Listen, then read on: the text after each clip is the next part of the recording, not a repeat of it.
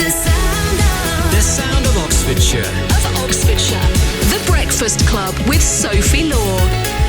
BBC Radio Oxford. From telly to podcasts, what are you listening to at the moment? What are you streaming? Maybe a new one to check out for you is one which has a live episode in Oxford tonight. It's called lABLEd, and it champions disability, illness and difference. They're recording a special episode at the Story Museum in Oxford later, looking at disability literature and representation. And co-host Alice Evans joins me now. Morning, Alice. Hi, Sophie. Thank you so much for having me on. Thanks for coming on. Now, tell me about your podcast, because what I really like is this isn't able-bodied people talking about disability. You and your co-host both live with it, don't you? Yeah, so I was born with a degenerative eye condition, and my co-host Lucy is a wheelchair user. And for us, it's really important to have disabled people kind of sharing their sort of personal stories. So as well as it being Lucy and I on the show, we also invite guests to join us on most of our episodes are guest episodes where people who live with disabilities or disability allies come on and talk to us about their lives and the things that are important to them. And I mean, some great reviews. Just going to read a couple of reviews out. One saying, an amazing podcast. I don't even know where to start with saying how much I love it. As someone with a disability, I can relate to so much of what Alice and Lucy talk about. I love their style of conversation and how open they are.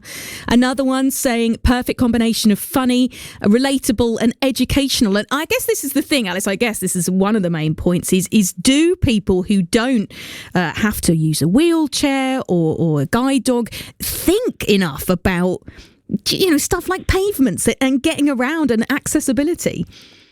I think, honestly, from all of the people that I've spoken to, as well as looking at my own experiences, there are so many things that are barriers to disabled people that non-disabled people just have no concept of. And it's quite funny, really. One of the things that we get a lot of comedy from in our show is talking about some of the things that are it's almost ludicrous that they're inaccessible, and it's there's quite a lot of dark humour, quite a lot of sarcasm, and sometimes some anger, sometimes some tears, because these are things that we experience every day and that quite often leave us feeling really sort of unseen. So can you give me an example, Alice? Like what kind of thing do you think people would be surprised that you're having to deal with? Pavement parking.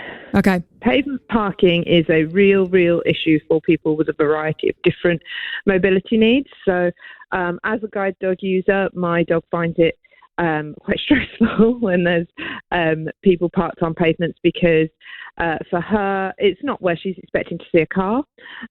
She has to kind of navigate around it. It means she has to make a decision about whether it's actually, can we walk in the road? Is it safe to walk around the car in the road, or do we have to try and go down the pavement? Or sometimes it's just a question of crossing the road and using the other side of the road.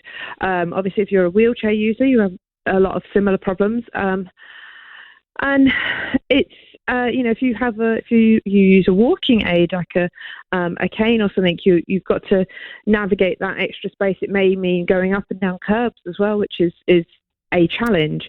And it's so often something that people just don't consider, that people do. We're a beautiful old country, and sometimes that means we've got, especially in places like Oxford, beautiful old streets that are incredibly narrow, so cars are forced to park on the pavement, but it causes real difficulties. Personally, I find that I'm changing my route. I'm planning different ways to get to my destination that might mean taking longer routes, because I just know that there are some streets that I just can't get down. Yeah, well, hopefully that's making people think who are listening to this morning. A brace for Central Oxford, Alice, because you're right in the heart of the whole bit at the Story Museum today for this live episode of your podcast, lABLEd. What's going on, please? Can people get involved? Tell me more.